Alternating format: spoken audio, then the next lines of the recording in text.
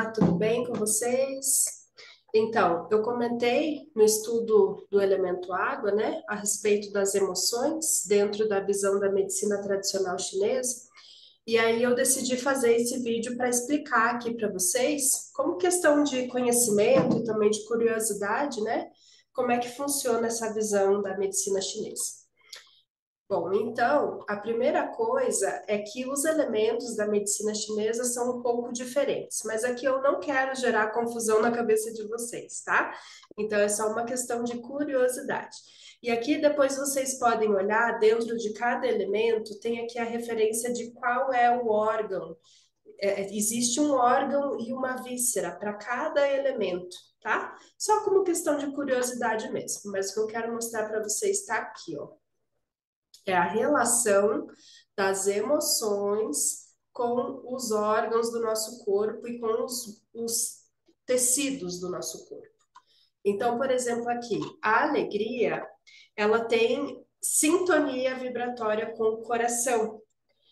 Então, é uma alegria normal, natural, que vai afetar o coração? Não, é uma alegria exacerbada, é quando se torna euforia, quando a pessoa ri de nervoso ou ri demais, né? Então, isso acaba afetando o coração. O coração também governa a fala, não está escrito aqui. Então, normalmente a pessoa que fala muito, que fala sem parar, ela tem um excesso de energia do coração. São pessoas que são extremamente agitadas. E o coração acaba afetando o tecido vascular do nosso corpo, então as veias, as artérias. Por isso que é muito comum as pessoas muito agitadas apresentarem quadros de hipertensão.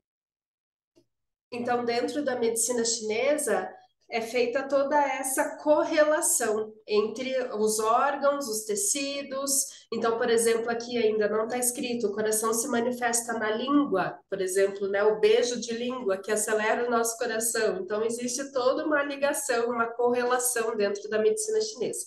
Eu acho maravilhoso esse raciocínio deles, porque encaixa muito no nosso dia a dia. Mas vamos lá. Com relação ao pensamento, não é o pensamento normal, é o excesso de pensamento que se transforma em preocupação é que é patológico. O pensamento, ok, é normal, mas a preocupação, o excesso de pensamento afeta o baço.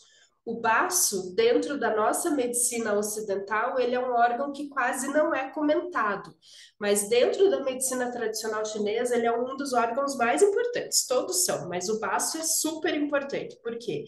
Porque ele trabalha junto da formação das células do sangue, então, ele colabora no aumento da nossa imunidade. É o baço que dá energia para a digestão dos alimentos que estão no estômago. Então, se o meu baço está fraco, eu não tenho uma boa digestão, né? Aqui na medicina tradicional ocidental, a gente considera que isso vem do estômago. E na tradicional chinesa, vem do baço, da energia do baço. Então, um baço fraco não digere direito os alimentos, e aí o nosso corpo acaba acumulando resíduos.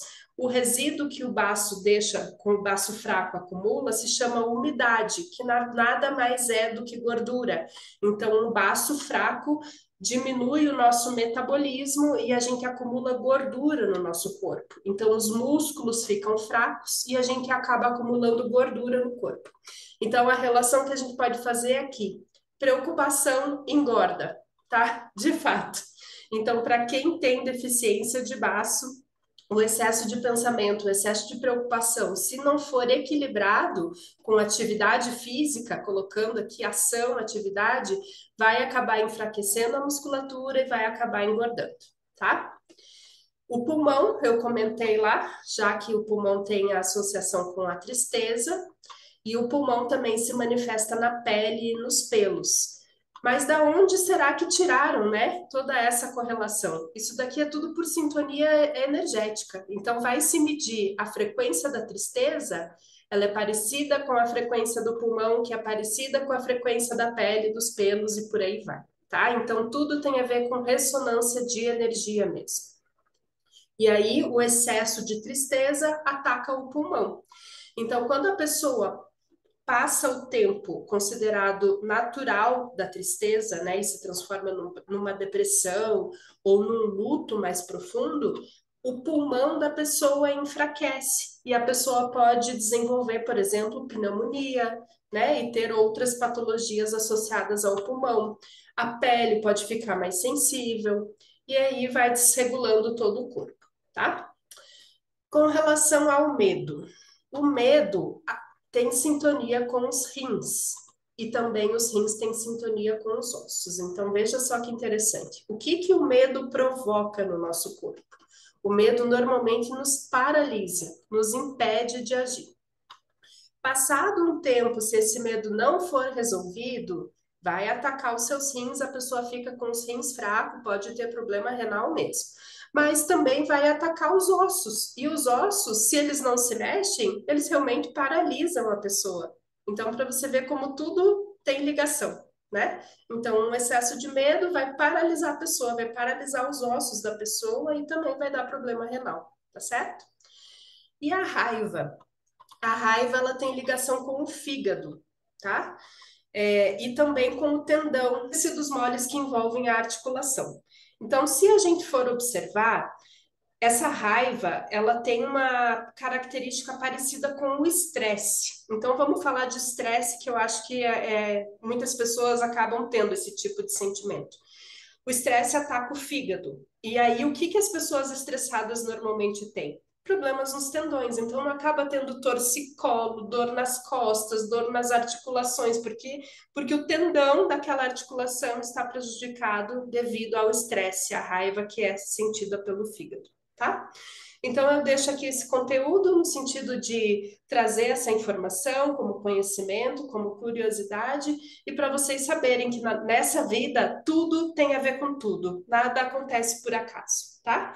Então, essas emoções, que são as reações que o nosso corpo sofre devido a determinado acontecimento, a determinado fato, elas acabam ressoando no nosso corpo de alguma forma, e se passar do tempo considerado saudável para cada uma dessas emoções estarem presentes, vai realmente provocar, inclusive, doenças físicas relacionadas aos órgãos que têm sintonia energética, tá bom? Se tiver dúvida, me deixa aqui. E se quiserem que a gente desenvolva mais esse assunto, também a gente pode procurar outras formas de trabalhar nesse tema aqui, tá bom? Até mais.